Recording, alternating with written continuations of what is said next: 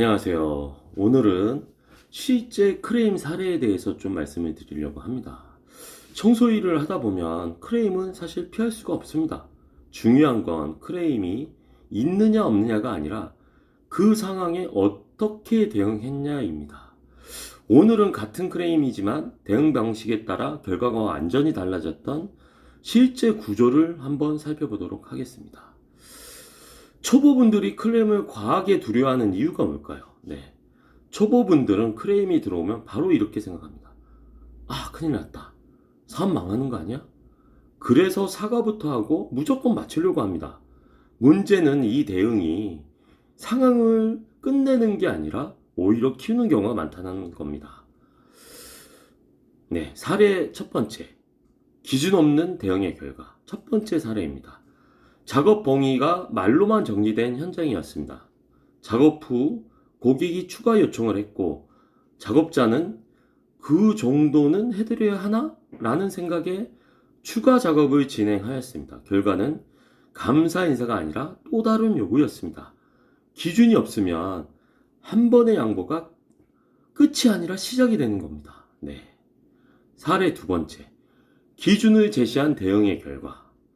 같은 유형의 클레임이었지만 두 번째 사례는 달랐습니다.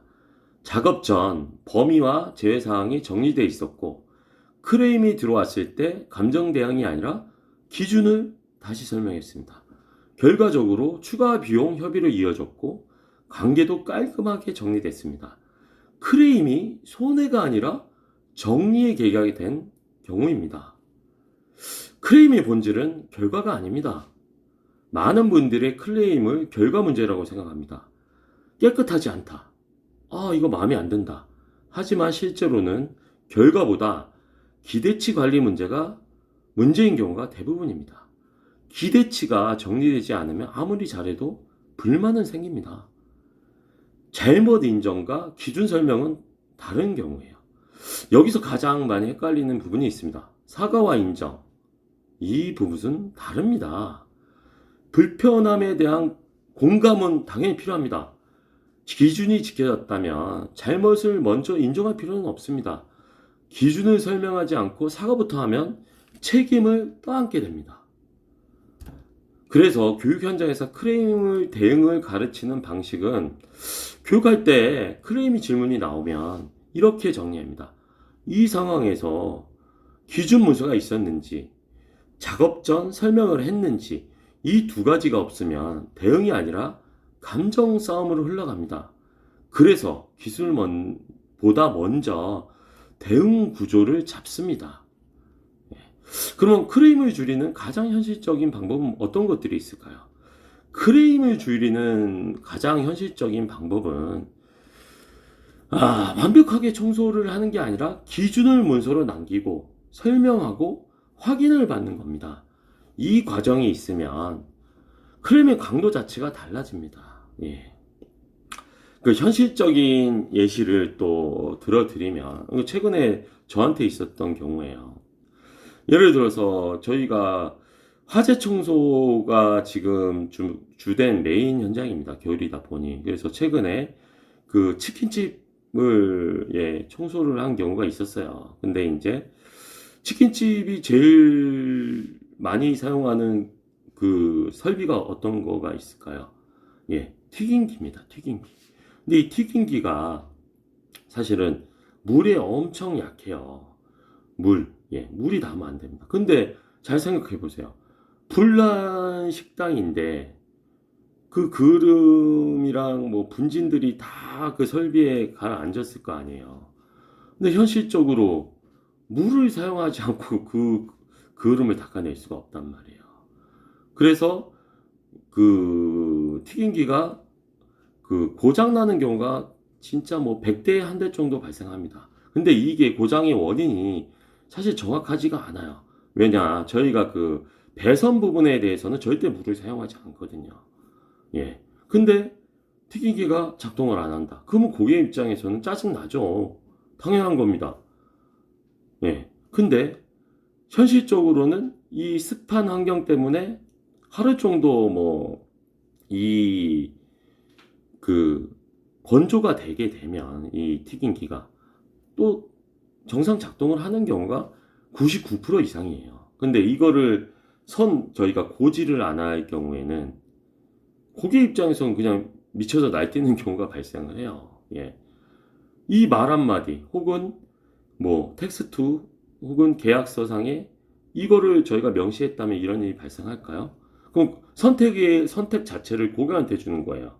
예를 들어서 이 튀김기를 저희가 조심스럽게 물을 사용을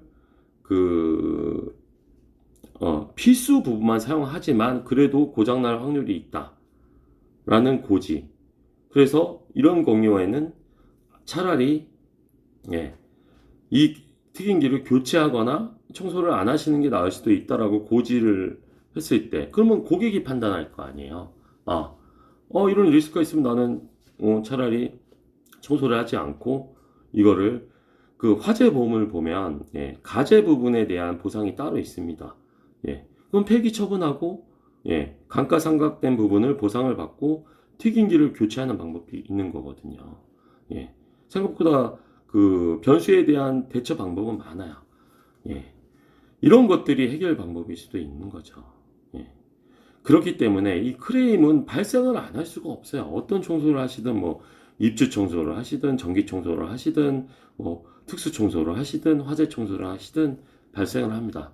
또 다른 예를 하나 들어드리면 병원 전기 청소를 많이 하시잖아요. 병원이 전기 청소를 좀 많이 맡기는 좀 메인 고객입니다. 근데 병원의 기계들 있잖아요. 이게 비싼 기계들은 몇 억씩 해요. 근데 청소 잘못이 아니지만 청소 도중에 일어났다라고 간혹가다 컴플레인 들어오는 경우도 있습니다. 이러면 살이 떨리죠. 이 몇 억짜리 기계를 저희가 어떻게 물어냅니까? 물어낼 수가 없잖아요, 사실. 그렇다고 원인이 분명하게 저희 책임으로 밝혀지지도 않았음에도 불구하고 고객님 이런 컴플레인 하면 당황스럽죠. 이럴 때는 두 가지 해결 방법이 있죠. 처음에 계약서상에 명시를 하거나, 두 번째, 이렇게 막연히 우기는 고객을 상대하려면 저희가 보험을 가입해야 됩니다. 배상책임보험이라고 따로 있습니다. 이런 보험을 가입해 놓으면 그래도 저희가 안전장치를 하나 가져갈 수 있는 거잖아요. 이렇듯 해결 방법은 여러 가지가 있습니다. 중요한 거는 정확하게 명시를 해놔야 돼요. 아까 도중에 설명에도 들어가 있지만 이렇게 기준선이 있으면 오히려 크레임이 저희한테 추가 이득을 발생하는 경우가 생기기도 합니다. 그만큼 이 기준선이 중요합니다. 어찌됐든 좀 정리를 해드리면 크레임은 피하는 문제가 아닙니다. 방금도 해결 방법을 제가 제시해 드렸잖아요. 그렇죠?